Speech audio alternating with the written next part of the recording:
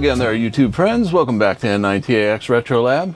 Today we got some interesting stuff to take a look at here. I've been planning to go to VCF Midwest here pretty soon, doing a lot of preparation for that. And one of the things that I'm going to be exhibiting at the show this year is packet stations. So if you're not familiar with that, what that is, it's like data packet over radio. So I'm also ham, and that's been one of my hobbies for a lot of years. Data packet over radio, and we're going to do it with retro computers. So here's some gear that I've been working on and getting ready to go. These are TNC's, terminal node controllers. Back in the 80s, I guess, these things started getting wildly popular amongst hams. They would hook them to their computers and use them to talk to one another across the computers like you would in a chat room nowadays. Wouldn't you say, well, aren't they just modems? Well, they do have modems in them, but they're a whole lot more than that, because a modem is kind of I know there are smart modems, but a modem is kind of a dumb device that just takes data and turns it into sounds that can be played over a phone line or whatever. And like I said, these do have modems inside of them, modulator, demodulator, but they also have an entire terminal inside of them. They run with, these particular units run on Z80 processors, and they're almost a full computer inside. They have a ROM, they have RAM, they have processor, they have software inside of them that allows them to do different things. This one right here actually is particularly interesting. When I was younger, just a wee lad ham back in the day, I had a Commodore 64, and I had something very similar to this. It was actually the smarts that are inside of this, but a different package. It was a little bit newer, so this is an older one than I had back then. But this is a Packrat 64, and the way this works is this big ugly thing like hanging out of this giant cord on the side of it actually plugs into a Commodore 64's cartridge port, and it will allow you to boot this thing using a syscall, and this has the software and everything that it needs on it to run Packet on a Commodore 64. So we will take a look at that in this video. One of the things that I do want to show you in this video, though, is as part of doing this for VCF, we decided that we're going to use MERS, which is in the 150.1.2 and 154 megahertz range. MERS is like a VHF CB band. Anyone is allowed to use it. There's strict rules on the MERS band, and because of that, I wanted to use type-accepted MERS radios that were proper for this venture at VCF, because I would like to let the general public use this gear at VCF without having to have a ham watch them. Now, if we were using the ham radio bands legally, there would have to be a ham present as a control station operator at all times when they're operating the device. With MERS, which we did look up in the FCC, is legal to use data on MERS. With MERS, the general public can use this, and it's perfectly legal, and it's going to be a lot of fun, I hope. There's, I believe, at least right now, 4 stations that are going to be set up at different parts of the show that are going to have packet stations. We're all going to coordinate with one another to be on the same frequency, and, you know, people can come up and talk into the computers and type, and it's going to come out at various places in the show, which I'm hoping is going to be a lot of fun. So one of the things that was the downside of using portable radios, which here, and I'll show you the radios that we're using. These are both MERS radios. This one here is made by a company called Redivis. It is a Chinese-made radio, very inexpensive. This whole radio is like $20. There's 5 channels, the 5 MERS channels that allow you to communicate radio to radio. This is a Motorola CP110M, the M standing for MERS. So it is also a type-accepted MERS radio. One of the things that a MERS radio must have is a fixed antenna that is not removable. And it has to be, I think, 2 watts is the maximum it's allowed to transmit on. But for inside of a building, like around the VCF floor, this is going to be the ideal way to talk. When we initially connected these to the PK64, to try and use this, we discovered a problem. Now, typically you would hook this directly to a radio's microphone input and speaker and or line level audio output.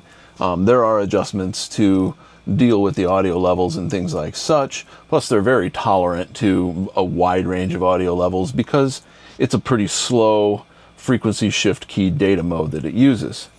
Now, the problem that we ran into is because these are portable radios, and portable radios typically their antennas are just a coil inside of this little rubber radome, I guess you would call it. There's no ground plane. These are typically quarter wave antennas, and the metal body inside of the radio becomes the ground plane. This is fine when you're holding it in your hand. In fact, you might become part of the ground plane when you talk. However, we did find that there was RF coming back on the commons and grounds that were getting into these old TNCs and causing issues. One of the issues was you would talk and it would work, it would key up, it would send its packet, but the push to talk would stick on. So, worked with some guys in our local club here, and they come up with a little design for an isolation board with a little collaboration, and they built the isolation board. Let me get one and show you. Sorry for any crude wiring here. This was my test rig, and it was just kind of soldering together to make it work. But so my friends at 8-Bit Devices, Chris Auger is his name. He comes up with all kinds of little nifty electronic boards and things like this for Apples and a myriad of other computers that he builds. So he went ahead and spun up a board. It's got some isolation transformers on it. It has some low pass filters on there to keep the RF out of the PK232. And when you use this as a little isolation board, it works absolutely perfectly and doesn't hang the push to talk. Another problem. I bought these Motorola's.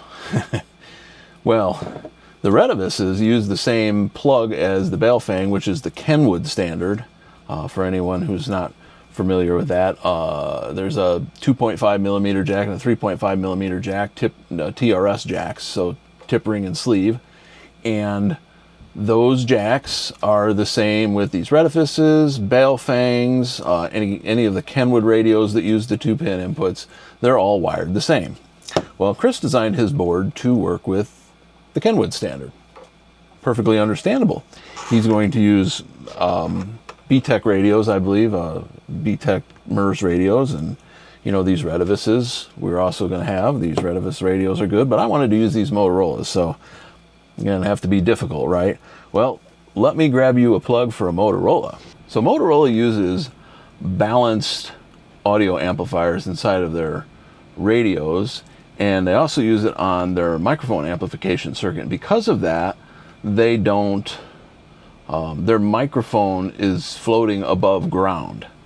And in the Baofeng standard, you could have a common that your push to talk, it was a common ground with the radio. Your push to talk would go back to your speaker. I don't remember. I think the speaker had a second terminal, but the microphone grounded to the same common ground and everything, which allowed that to work. Now the Motorola only has 2 pins. I don't know if you can see that. Yep, got that to focus for you there. So it's not tip, ring, and sleeve. It's just tip and sleeve. The way that the Motorola's hook up is they use the mic circuit along with the push-to-talk circuit. So when you make the switch that completes the circuit with the microphone, it keys up the radio. The implications of that and the fact that their microphone circuits are floating and not tied to ground potential on either side means that this wonderful board that Chris created does not work with the Motorola. So, I spun up my own. And for ease of putting it together, I chose to go with as much surface mount as I could. Because I have learned one thing over the years, it is that building surface mount is way faster than building through hole. I don't have to bend resistor legs and get everything held in place. I can drop all the components on the top of the board in the solder paste, warm this thing up, and solder it. The only things that are through holes are the plugs where we're going to plug the input and the output connector in. So I thought this would be a perfect opportunity to demonstrate at least my process for, I'm going to call it hobbyist assembly of surface mounted boards.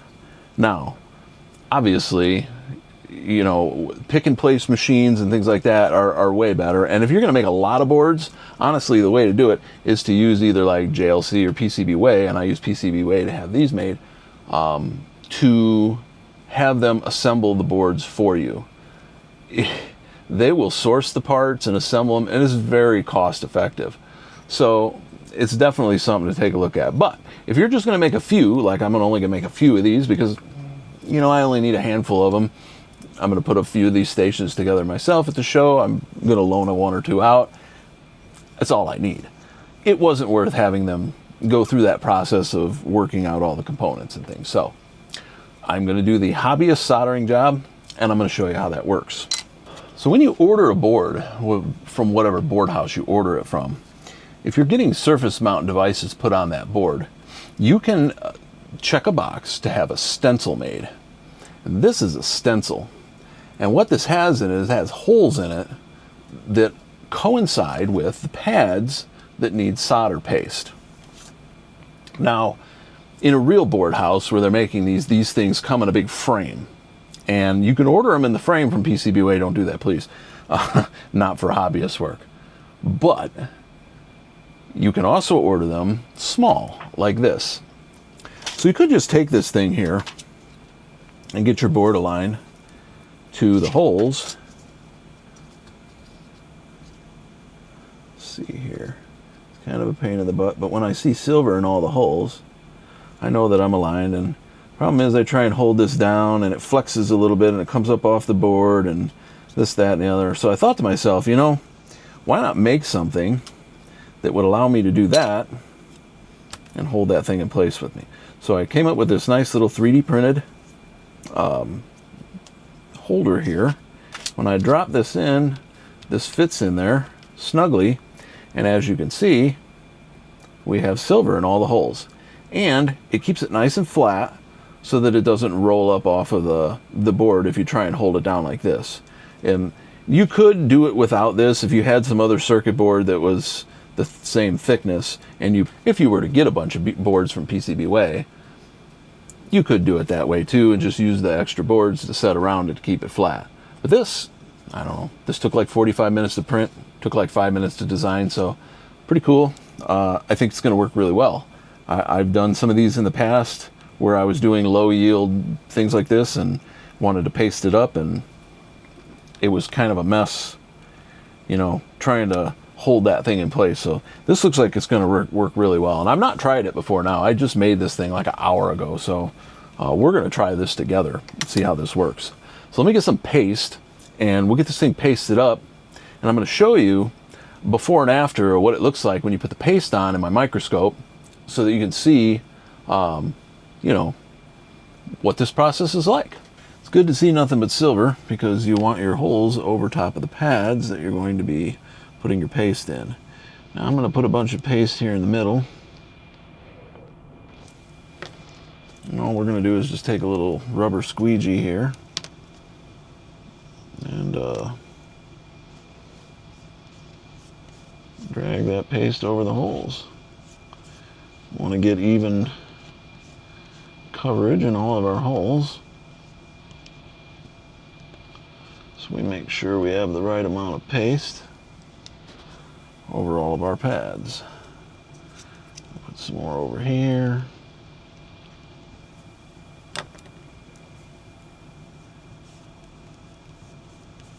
Drag that over these holes.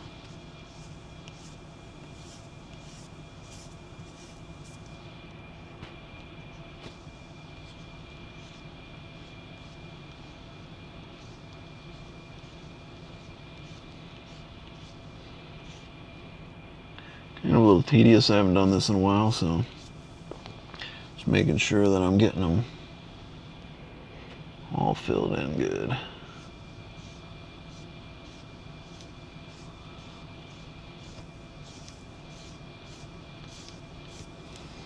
once we got them all filled in, we're just going to carefully lift this template off straight up as possible.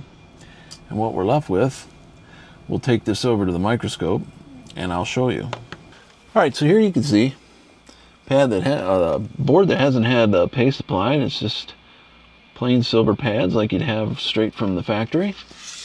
And the board we just applied paste to, you can see, I'll zoom in, yeah, the paste is actually little spheres, and then you see the little wet stuff around it, that's the flux. So it's all in there and it's kind of flow down to the board real nice and ready for us to put some components on. Now, in order to help myself have the components ready to go, I 3D printed this cool little tray, and then I just stuck some post-it notes on the back and wrote, you know, which component was which so that I would know where they go on the board. So it'll be really easy for me to just pick these guys out.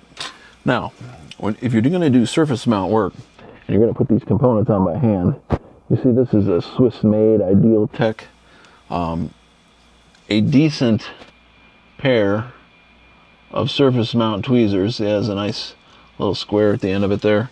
Really does make a difference in helping you place the components without wanting to go mad, and that's that. So yeah, so now all we got to do is just find our little spots where they go, make sure that we have like our diodes turned the right way, because we don't want to have to try and troubleshoot why that's not working. And it's not critical that you get them perfectly straight. Most of these, when they settle into the pads, will kind of wiggle in a little, especially if you use a little bit extra flux when you're going to do it. I'm kind of a bit of a pedantic when I do this stuff. Like, I want the labels on the resistors and things to be upright with the board. That's probably not necessary either. I like to give them a little push down into the paste. So, gosh darn it. It's definitely delicate work.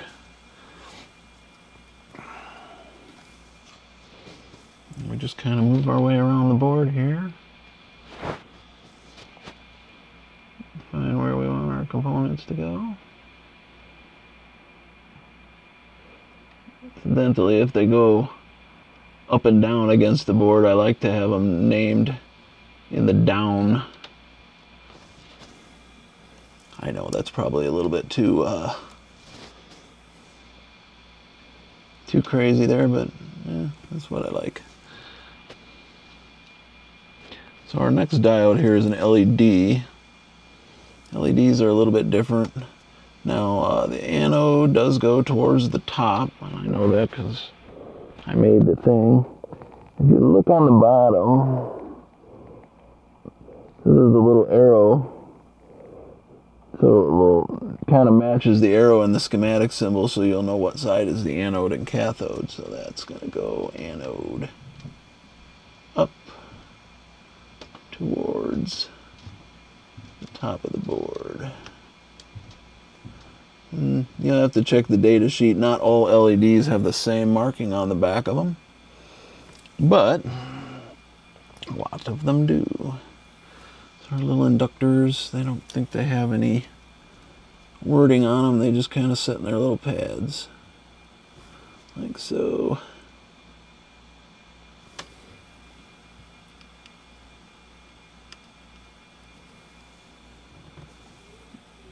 And like such.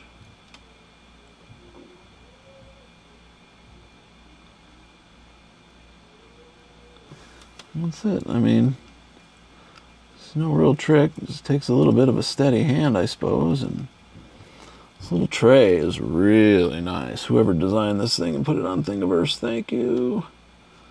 I really like your little tray. It's amazing to be able to just grab the components and go. It's making this happen so quickly. Some of these are wide. So I need a little bit bigger tweezers to set them in place, like our optocoupler here. Oops. And these are kind of crappy tweezers here that I got off Amazon, and you see the tips are already bent, but for setting our big chip in there, it's going to be okay. We've got our pin 1 mark lined up with our little asterisks there, or whatever those are. So we get our R2 and R3. These dip switches that go on here have a little piece of capped on tape over the top of them. Do not remove that until after you've soldered it, because that is to keep you from melting the switches. Kept on is a high heat tape for anyone who doesn't know.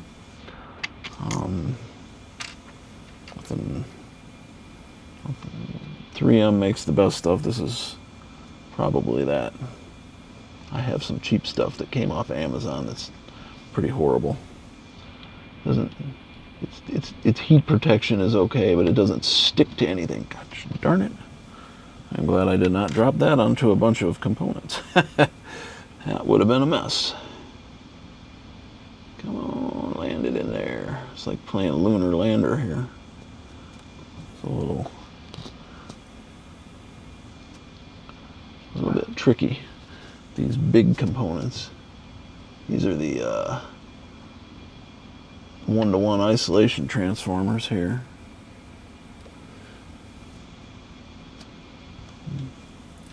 I used their pad, but boy, that thing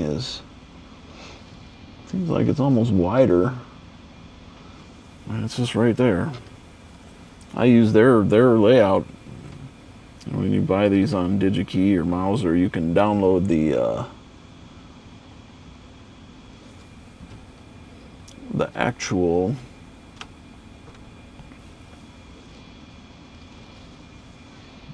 pads, that were made by the manufacturer. Pad layout, darn it. It was almost a wreck there. Get you back in your spot. Yeah, these things are really, these pads could have been spread out a little bit more.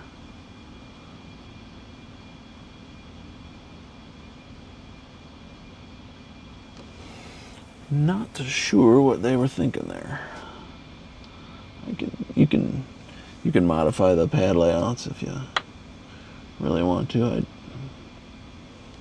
ordered the boards before I had the components though, so. Oh, look at this guy. Where's he trying to go? I feel like the solder paste I've used in the past was more sticky. Help keep the components down. These things. This stuff here is not sticky at all.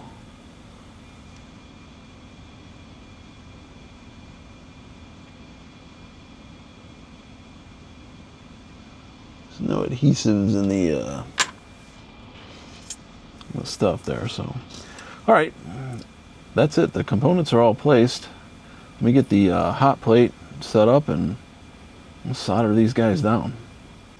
Okay, so I think we're ready to kick the heat up on this thing. It's sat for a little while at 100 degrees and got everything kind of soaked in and warmed up. Yeah, I'm gonna go ahead and set this heat up to at least 200 degrees, maybe 220. I don't know how accurate this thing is, but this is the curve sheet. It tells me after 30 seconds, if we're doing this in a reflow oven, so 30 seconds it wants to be at 100 degrees. 120 seconds it wants to be at 150. 150 seconds it wants to be at 183. 210 it wants to be at, see now, okay, wait, no, 291. I'm sorry, I'm on the wrong. It's 150 after 90 seconds. 175 after 180 seconds, 210 after, or 217 degrees after 210 seconds, and 250 degrees after 240 seconds. So we'll warm this thing up to like 220, and then we'll do the last little bit with the heat, the hot air tool, and see if this thing won't solder nice for us. But it is like smoking a little bit. I don't know if the camera's picking that up or not. But yeah, it'll cook off all the flux, and then we won't be able to solder it well. I'll have to add flux. So this thing's really starting to warm up now. I'm going to get the hot air tool going.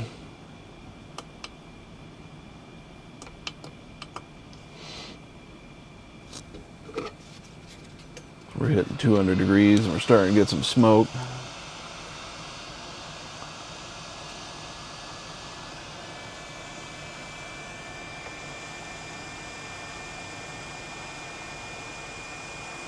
See how that solder melts and those components just kind of dance into their places there. That's what we want. Yeah. That's pretty beautiful. Let's get the light in my way. Yeah, that's soldering perfectly. I like that. Watch the side too. Everything just kind of suck down onto its pad nice. Yeah. This is why I like surface mount.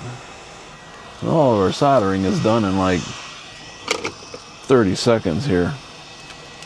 We'll turn this hot plate off and get this thing off of there.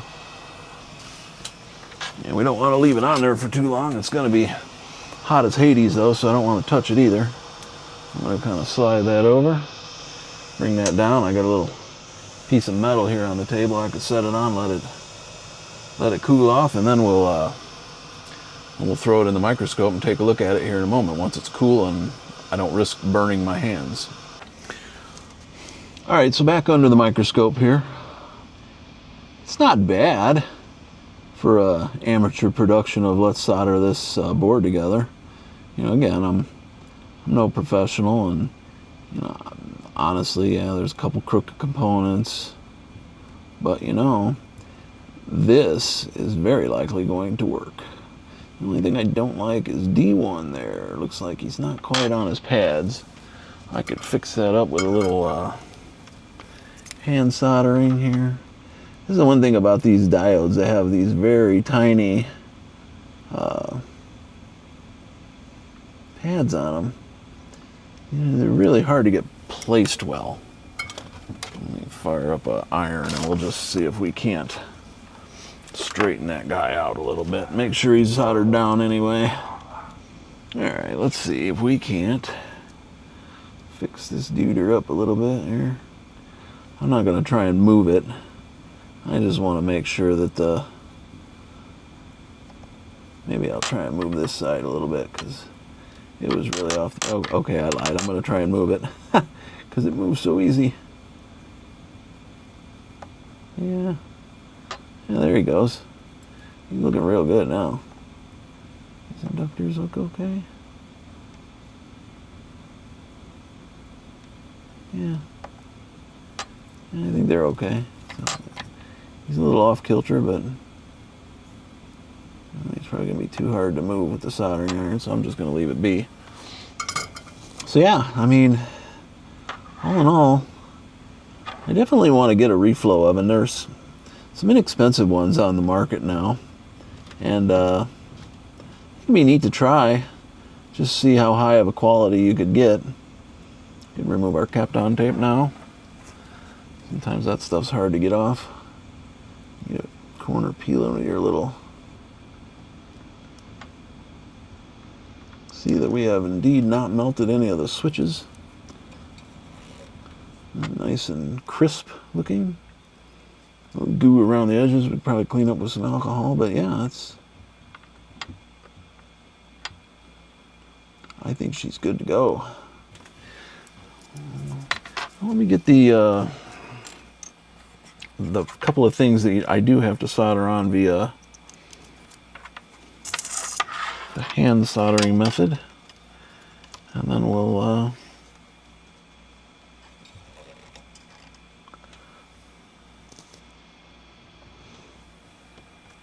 try this guy out here. Make some packet.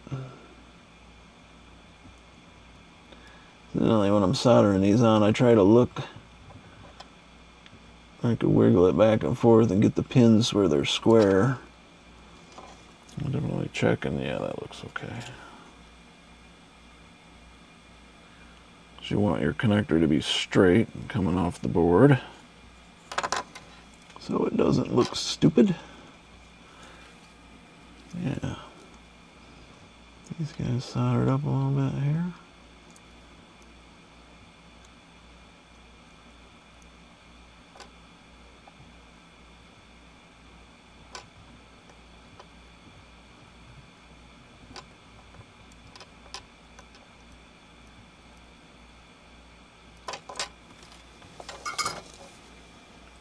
And again, I am not in any way a professional, just a hobbyist who likes to tinker with electronics. So if you must make comments about all of the things I've done wrong here, please make constructive comments so that all of us who don't know everything can learn from them comments.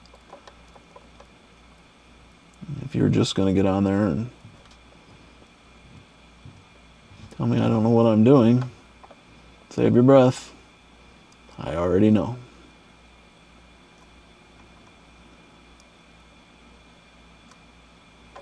There. Okay. So there is our finished board. And like I said, all this is like a filter and an isolator and a little opto-isolator to allow the push-to-talk circuit to work. Now, you might be wondering about these switches.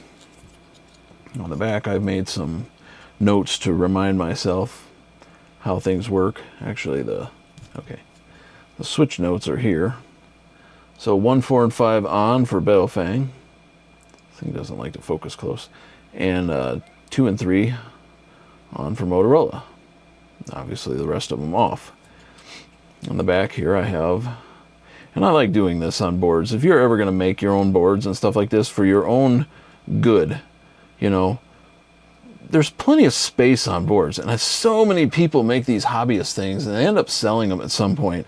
And I don't know if I'll ever sell these. I don't know that there's any market for them, but you know, and I have to go look up the pinouts because they didn't write them on the board. Well, this has pinouts for both the Motorola and the Baofengs for both of the plugs on there and how to wire them up. So please, if you're going to make little boards and things like this, it does not take a lot of time to put text on the board that shows you the pinouts, how the dip switches work, I mean, the few little things that you need to know in order to use these things. Because for me, like, in 6 months, I'll forget how this is wired up. I'll have to go find the schematic or the paperwork. I mean, I have the information, but man, if it's right on the back of the board, it's beautiful. So do yourself a favor and do others a favor if you're going to produce boards for people and put that information on there. That's the best advice I could probably give. Probably one of the few things I'm right about today too. So yeah, so let me go ahead and get the cables and things ready, and I'll get a computer set up that we can connect this to, and let's try this guy out.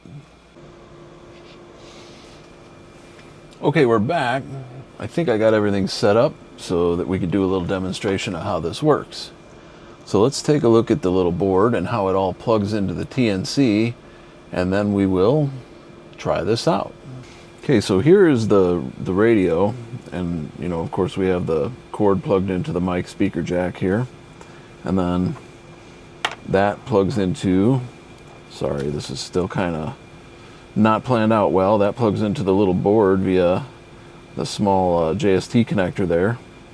And then on this other side, we have our jumper that takes us over to the back of the TNC. And I'll swing that around here so you can see. I'm just plugged into the radio 1 port, and the way I have this wired up, I'm providing power here from a wall wart, and that is tapping itself into this Y splitter here that's giving power to the TNC. It's also tying into the cable that goes towards the interface board that we built, and the interface board needs power as well so that the opto isolator works. So that's the setup. On this side of the room I have this IBM PC running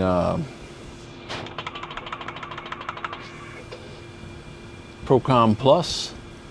I don't have capture on this one, but I'll show you this one. You know, if I type hi,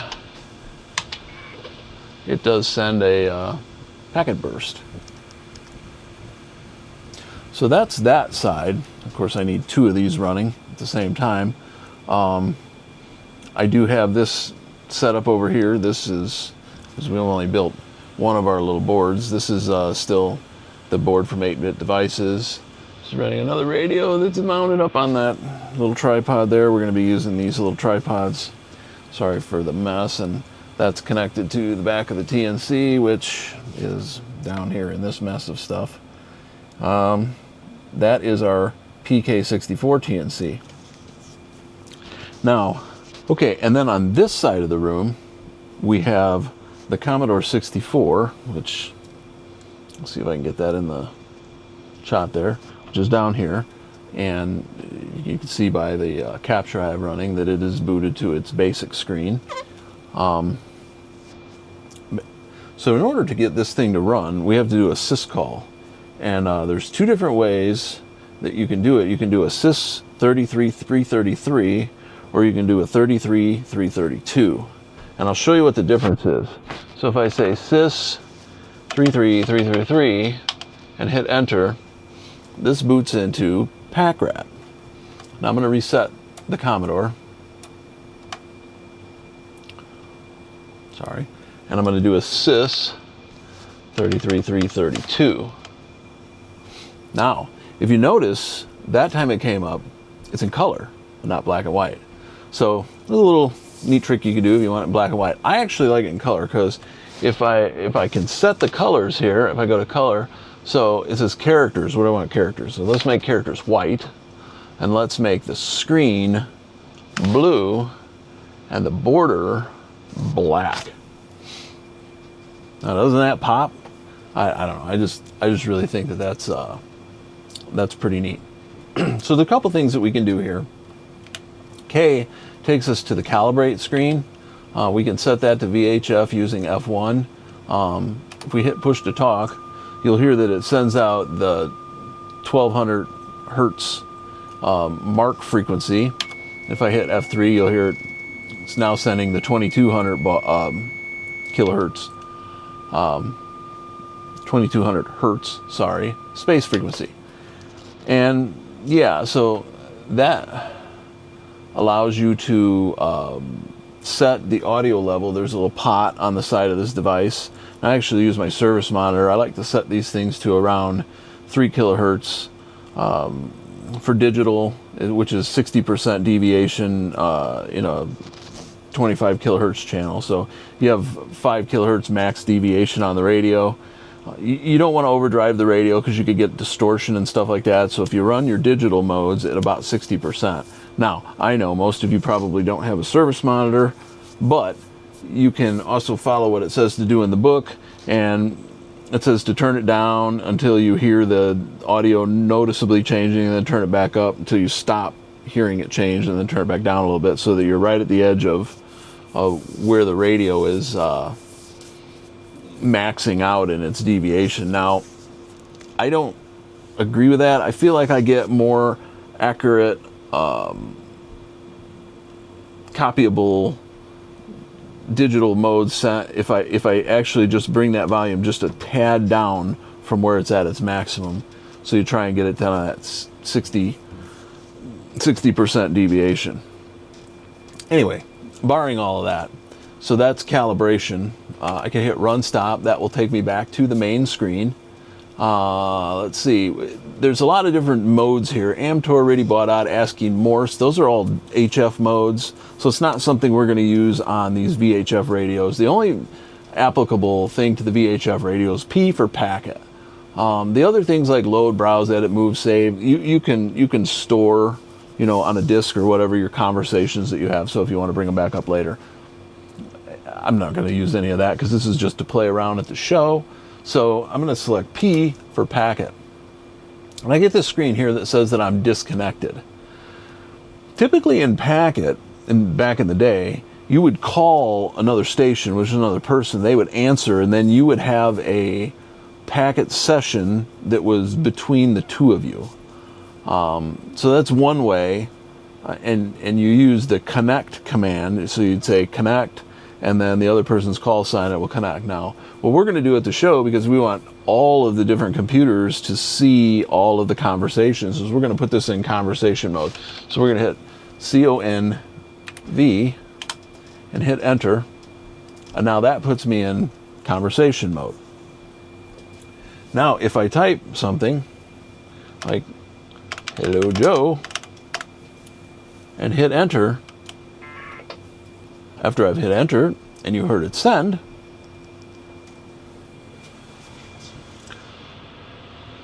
over here on our other machine, you see "Hello, Joe," and it came from PK64. And that will always say CQ when you're in converse mode. CQ is ham slang for like you want to connect to another station. Seek you, I seek you to talk to. There's a lot of little abbreviations in ham radio that mainly came from, you know, the days of Morse code when people were trying to like shorten. You know, if you remember T9 texting, you had all the little text shortcuts that grew up out of that because people didn't want to type in, you know, the entire words and things like that. So, you know, LOL is laugh out loud, stuff like that. These little abbreviations actually started long before they had cell phones, when people were sending, you know, Morse code on telegraphs. So they didn't have to send the entire words. They could send little codes that meant things. So it'll always say that on the screen. So that's, you know, is what it is. Now, if we come over here to this station and we type in, let's see, hello, well, PK64, and hit this one, you hear it send again. And of course on the capture, we see hello PK64. So we've successfully done this, and what we've done here is we've, well, created a little interface that allows us to use these Motorola radios, and that's nice because, yeah, it gives me 5 more radios I could use at the show. I only have 2 of the Redivus radios, and they're inexpensive. I really don't feel like buying any more. So I'm happy to be able to use the Motorola radios at the show, and yeah, it ought to be a pretty fun time. So if you're going to VCF, please try and find us. We have a couple of tables. We don't know where yet. I don't know that anyone, well, there's a few people who know where their tables are going to be, but the fine folks down there that set up VCF and, you know, donate tons of their time to make this show a really great show are diligently working on figuring out where everybody's going to be right now. So we're just being patient to find out. But if I find out where my tables are, I will update it in the comments on this video so that you can see where I'm at, and maybe come visit me, and definitely visit Chris at 8-Bit Devices and check out his stuff. He makes some really cool little adapter boards for a lot of Apple products and Atari products he supports. I think his brother actually does the Atari stuff, but yeah, it's going to be a really good time. So anyway, thanks for watching this video.